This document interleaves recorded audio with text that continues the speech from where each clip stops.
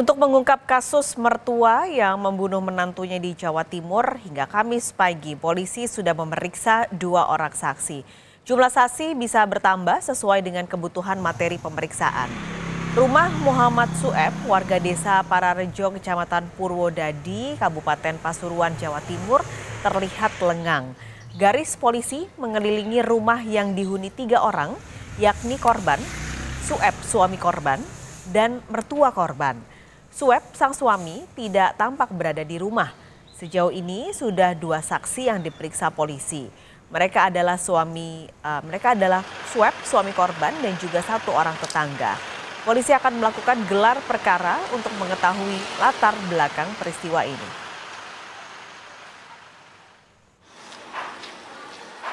Sampai saat ini untuk saksi kita sudah lakukan pemeriksaan terhadap 2 orang.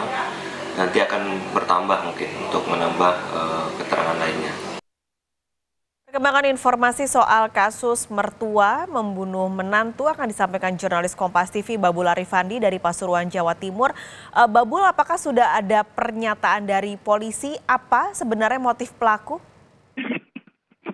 Ya, Pak Kalis dan juga saudara, perlu kami informasikan dari Pasuruan, Jawa Timur terkait dengan peristiwa berdarah di mana seorang menantu yang tengah hamil muda dihabisi oleh mertuanya sendiri.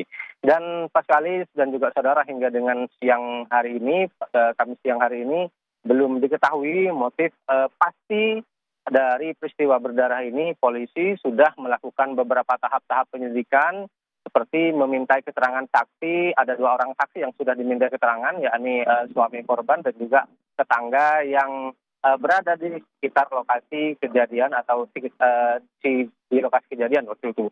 Kemudian selain itu polisi juga sudah mengamankan barang bukti seperti pisau, kemudian juga selimut yang juga menjadi kain penutup terhadap korban.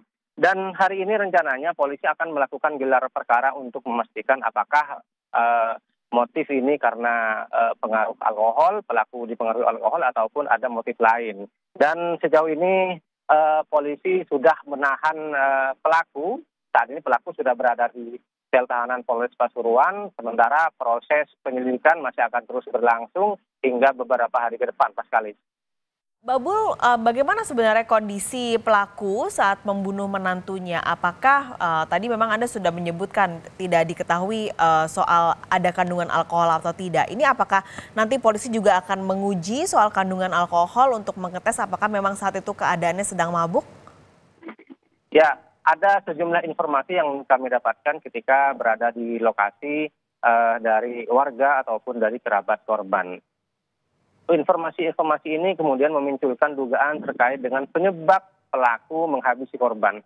Dugaan yang pertama adalah bahwa pelaku ini ingin melakukan ruda paksa pelecehan seksual kepada korban, namun korban menolak sehingga pelaku kemudian nekat menghabisi nyawa korban.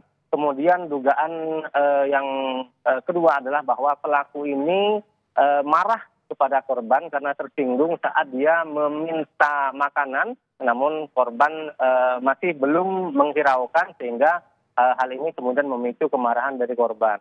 Kemudian dugaan yang ketiga adalah bahwa korban saat melakukan aksinya ini dalam pengaruh minuman beralkohol. Namun dugaan ini cenderung tidak terlalu kuat sekali karena selama ini memang pelaku ini tidak dikenal sebagai seorang yang gemar meminum minuman keras.